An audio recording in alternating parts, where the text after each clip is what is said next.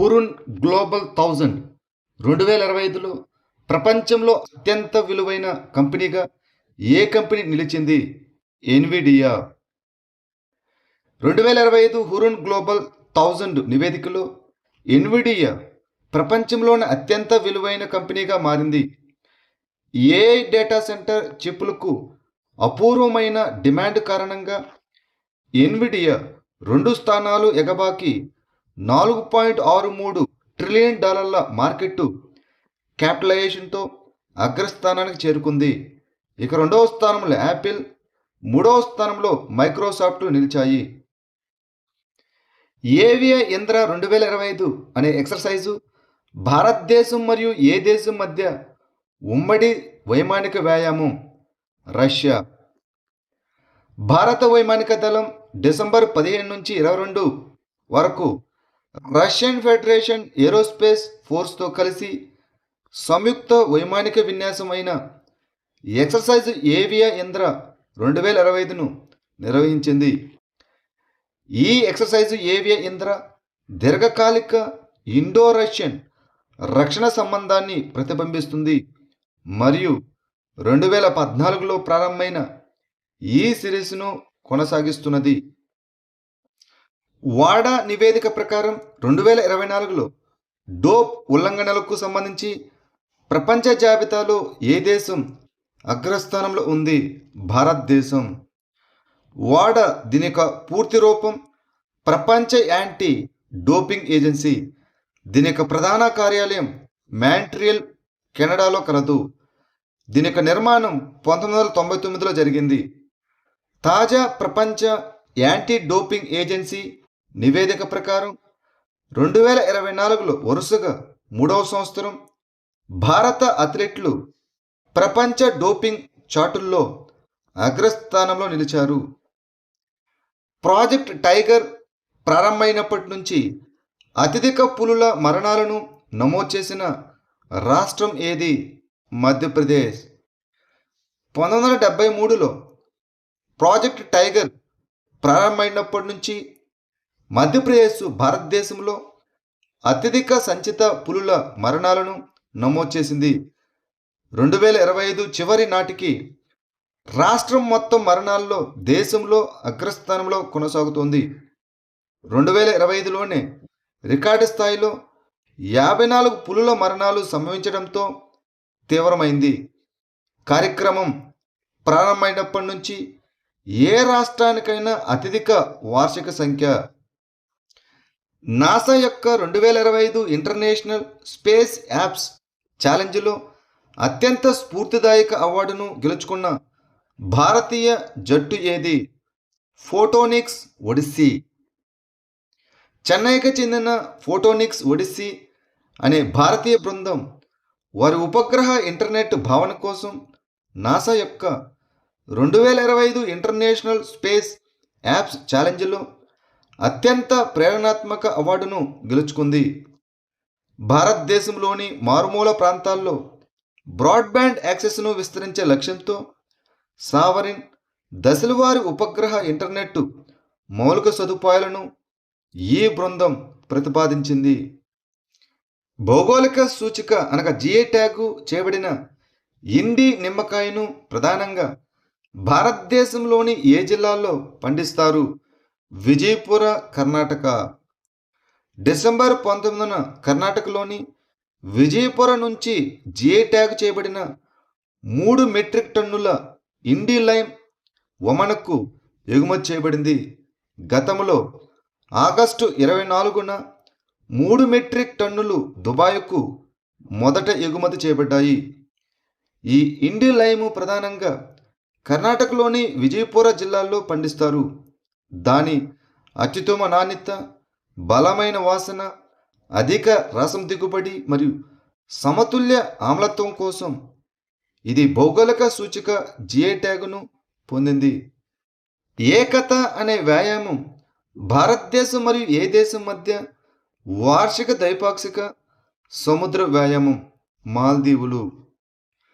ఏకత 2025 అనే వ్యాయామం మాల్దీవుల్లో డిసెంబర్ 15 నుంచి 17 వరకు జరిగింది.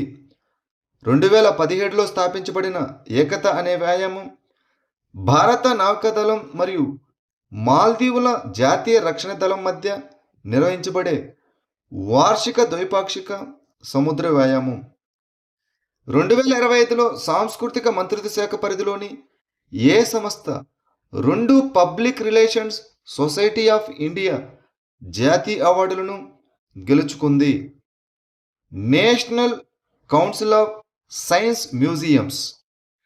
సాంస్కృతిక మంత్రిత్వ శాఖ పరిధిలోని national council of science museums public relations society of India PRSI నుంచి 2025లో 2 పిఆర్ఎస్ఐ జాతీయ అవార్డులను గెలుచుకుంది. కార్పొరేట్ క్యాంపెయిన్ విభాగంలో సోషల్ మీడియా యొక్క ఉత్తమ వినియోగంలో హర్ ఘర్ మ్యూజియం ఇనిషియేటివ్కు 1 అవార్డు లభించింది. ఇక రెండవ అవార్డు స్పెషల్ లేదా ప్రెస్టీజ్ పబ్లికేషన్ కేటగిరీ కింద వేస్ట్ టు ఆర్ట్ ప్రచురణకు పొందింది. సిరియాలో ఐసిస్కు వ్యతిరేకంగా ఆపరేషన్ హాక్ కీ అనే ఆపరేషన్ను ప్రారంభించిన దేశం ఏది? అమెరికా. అమెరికా మరియు జోర్డాన్ సిరియాలో ఆపరేషన్ హాక్ కీ స్ట్రైక్ అనే ప్రధాన సైనిక ఆపరేషన్ను నిర్వహించాయి.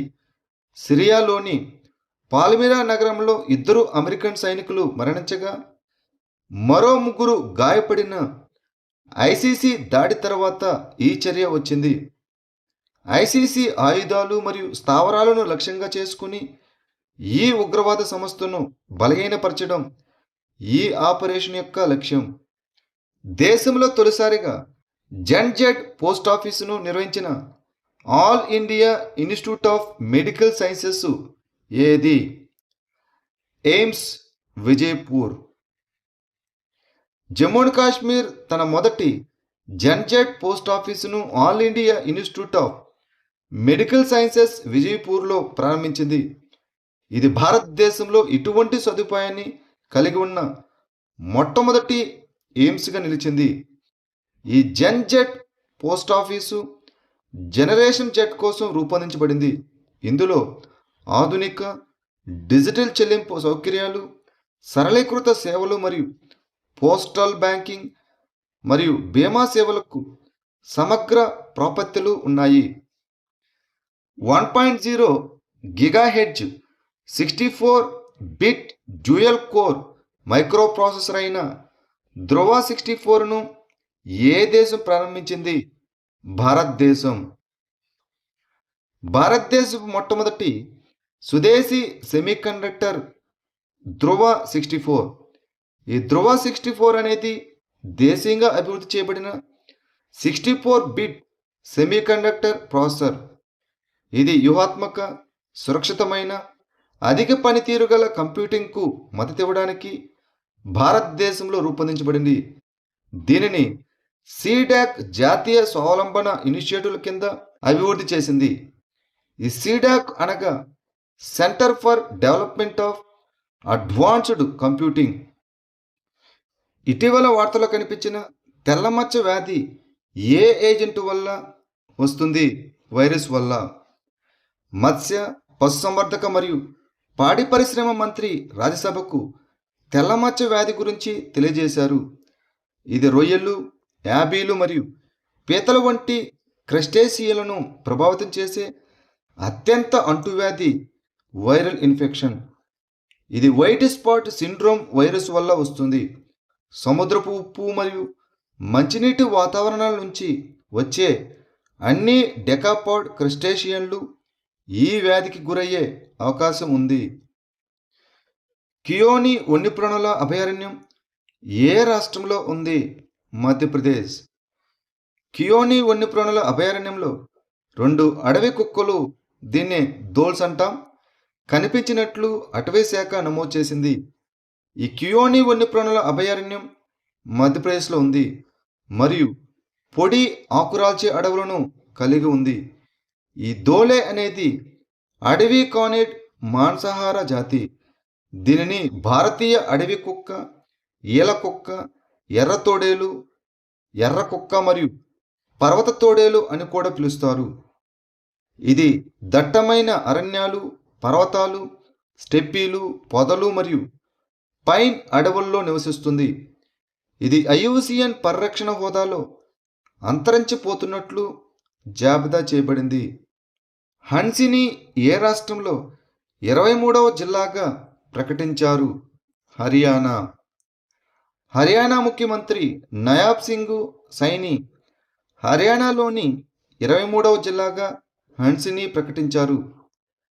హన్సీ పట్టణం హిసార్కు తూర్పున 26 కిలోమీటర్ దూరంలో జాతీయ రహదారి 9లో ఉంది.